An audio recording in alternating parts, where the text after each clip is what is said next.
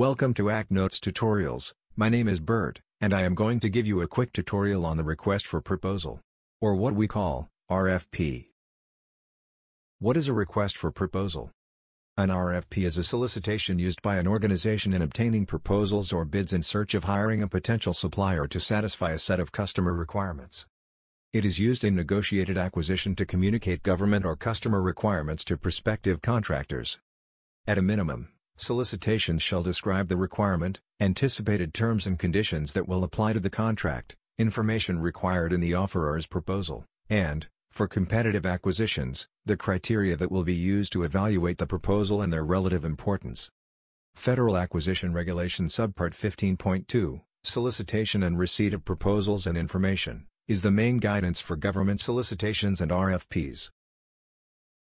The main goals and objectives of a request for proposal are: communicate the intent to suppliers for a business opportunity. Detail the requirements that are needed to satisfy the customer's needs. Tell suppliers that it's competitive. Opens up the marketplace to many bidders. Gives a clear and detailed path forward for both customer and potential supplier. Allows for a structured evaluation and selection process that is fair and impartial. And finally, meets competitive laws and regulations. Who develops the request for proposal? An RFP is written by a customer organization, in Defense Acquisitions the Government Program Management Office. The stakeholders within the government are normally in charge of developing the RFP and determining all associated requirements. The development of an RFP takes a lot of skilled individuals to develop the best RFP possible. Here is a short list of the key players normally involved in the development. Primary stakeholders: Project Manager, Program Contracting Officer, Finance Manager, User Community, and Acquisition Support Staff.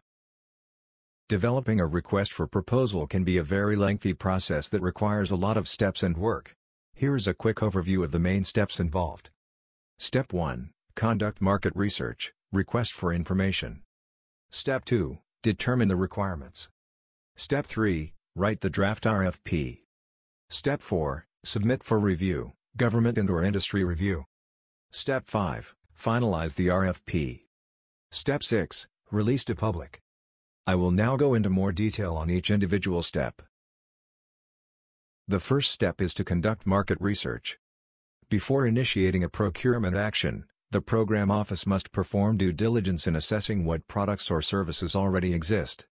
The purpose of this step is to ensure that the best value is identified for procurement actions throughout the acquisition process, from development throughout the lifecycle of the system. Federal acquisition regulations require the government to perform market research before initiating a procurement. For more information on how to conduct market research, visit that page in Act Notes. Step 2 is requirements development. There are a variety of requirements that go into an RFP. The primary requirements are developed so they can meet the need of the intended user. There are normally 6 steps associated with requirements development. To learn more about these steps, visit the Requirements Development Steps webpage in Act Notes. The third step is to write the RFP. The key to writing a good request for proposal is to start with all the information you will need. Before starting, make sure the goals and objectives have been agreed to by all key stakeholders. Then make sure all requirements have been defined. Once both of these activities are complete, you can start writing. There are 6 steps associated with the actual writing of an RFP. Step 1. Form your team. The most important step is gathering the most knowledgeable and effective team members to write the proposal. The key players include the program manager, who runs the actual project if awarded, and the RFP manager, who is responsible for executing the development process. Step 2. Develop plan. A plan should address how the RFP content should be developed and the main requirements to achieve. The plan should list these proposal requirements in a compliance matrix. An effective plan that gives a timeline on when items are due and roles and responsibilities to all proposal team members.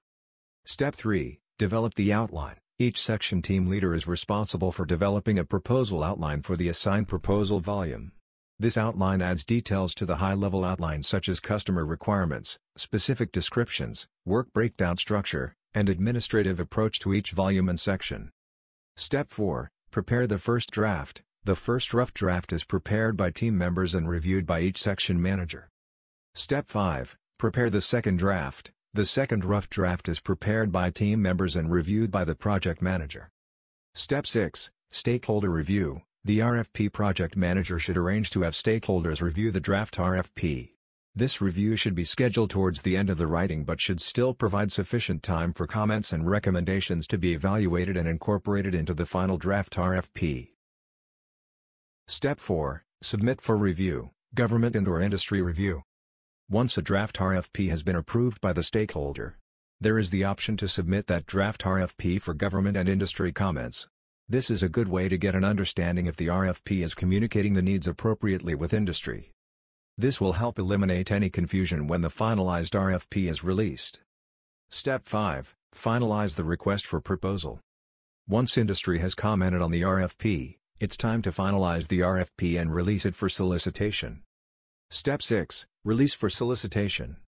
For a government RFP, it is normally released through the System for Awards Management. Thank you for watching this tutorial on the request for proposal. For more detailed information, visit the webpage.